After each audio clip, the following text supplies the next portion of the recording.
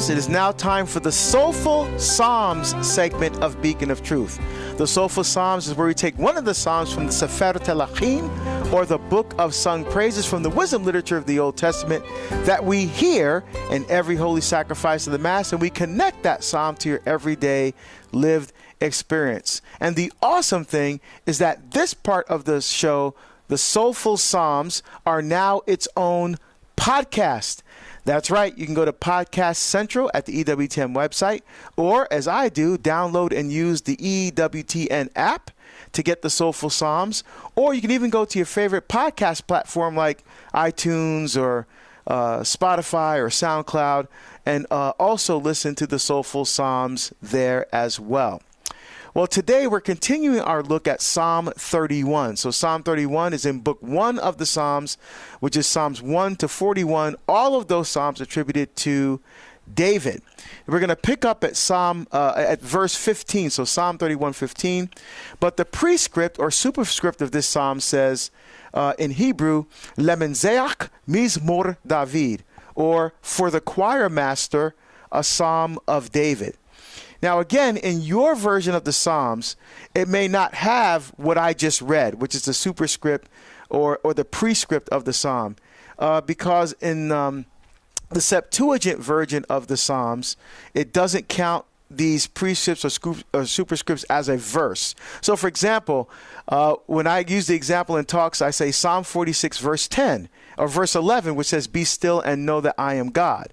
And one person once corrected me and said, well, actually, it's verse 10. No, it's verse 11. If you use the Masoretic text, which is what I'm using, which is what our Jewish brothers and sisters use and what we use also at Mass, the prescript or superscript is actually counted as a verse of the psalm. Right? So technically, Psalm 46, verse 11 is "Be still and know that I am God." All right. So we're diving into Psalm 31, verse, we're going to start at verse 15. Again, typical David.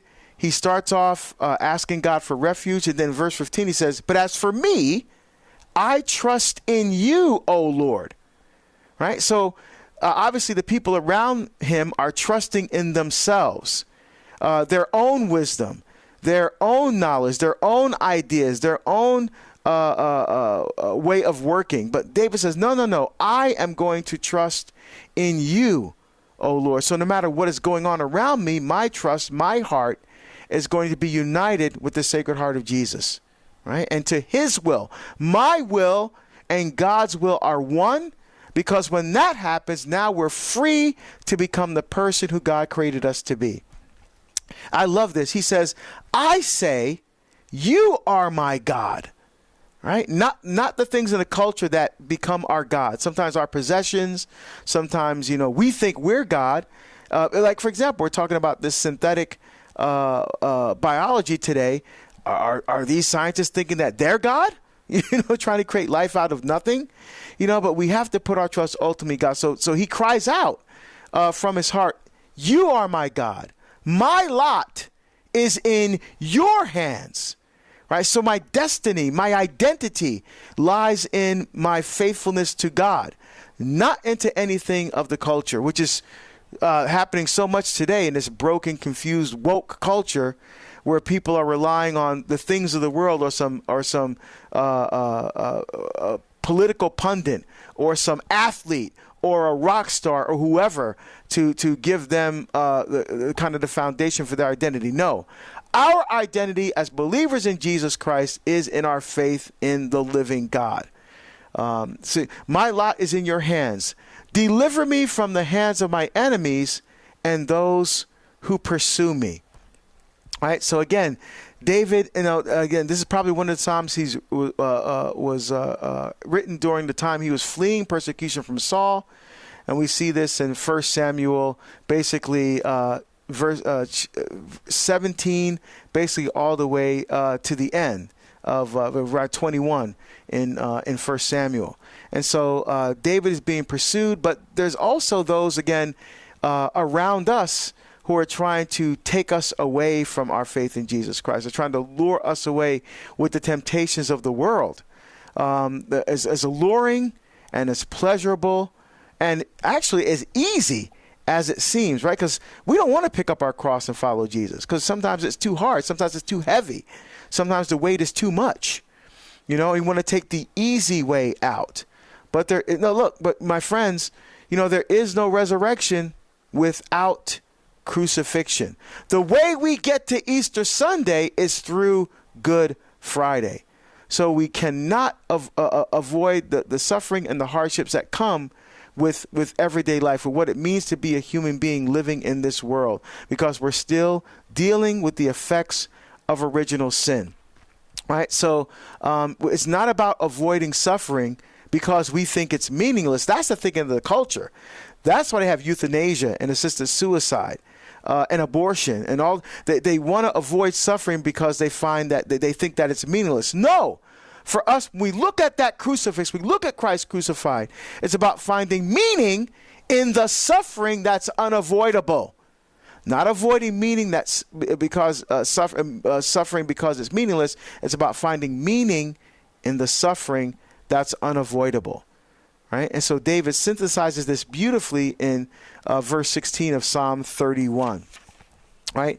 And David continues. Let your face shine on your servant.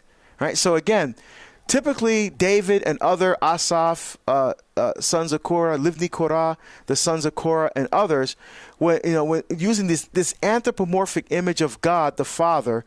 Obviously, he has no body, right? He's God the Father is pure spirit. So, but they use this anthropomorphic image of him turning his face away from us, or turning away from us as a way of saying, these evil things are happening to me. Why are you turned away from me? Right? Because it kind of feels like that. Right? So I love the way they express what they're feeling in their human emotion by applying kind of human characteristics to God. All right? So David's saying, let your face shine on your servant. So turn back, because you are the light that penetrates the darkness of this culture, right? You are the light that penetrates the darkness that's happening in my life, So he said, turn the light of your face back toward me again, O God. Save me in your merciful love. So again, merciful love there is hesed, which is the merciful love of God. Because again, there's several different words in Hebrew for merciful love. But this one is, its Greek parallel is agape. So that self-giving, self-sacrificing, the outpouring of love of one to another. The kind of sacrifice that Christ did for us on the cross, right? That self-giving, self-sacrificing love where Christ broke himself open and poured himself out in love for us, right? That's the love that's being spoken about here. So he goes, and save me in your merciful love. So that's what Jesus did for us on the cross, right? So David, in a sense here, is pointing toward Jesus. He's the ultimate source of salvation. He's the ultimate source of life, because of his sacrifice on the cross conquered death. Again, death, mavet, in Hebrew, is the worst effect of sin, being cut off from God's life. So he's saying, save me in your merciful love. And in verse 18, let me not be put to shame, O Lord, for I call on you. Right? So don't let this culture see, he called on God and God did nothing for him, and they laugh at us. They mock us for our belief in God. How many times have we heard people say that our faith is a waste of time? Prayer is a waste of time because it doesn't produce anything. Right? So only as long as you can produce something, that must makes you useful in our society and our culture. No. Prayer produces the effect of God's love in our hearts. Right? So we know better than this culture. Let me not be put to shame, O Lord, for I call on you. Let the wicked be shamed. Let them be silenced in the grave. Right? So we see this imagery, for example, in where the ground opens, and like, for example, Korah and his family went down alive to Sheol. All right, because of their rebellion against Moses and Aaron in Numbers chapter 16. We see this image of going down, being silenced in the grave. And then finally, verse 19, which is as far as we're going to get today, let lying lips be still that speak haughtily against the just man. So right now in the in Vigils, or what's the Office of Reading, I still use the monastic names. Vigils, Office of Readings, we're reading from the book of Proverbs, and it's continually talking about how the just man and the upright stands before the face of God. So he says, speak haughtily against that, the person who's trying to take us out of our relationship with God. For more on the Soulful Psalms with Deacon Harold Burke-Sivers, check out Beacon of Truth weekdays at 4 p.m. Eastern on EWTN Radio and streaming everywhere you listen to podcasts.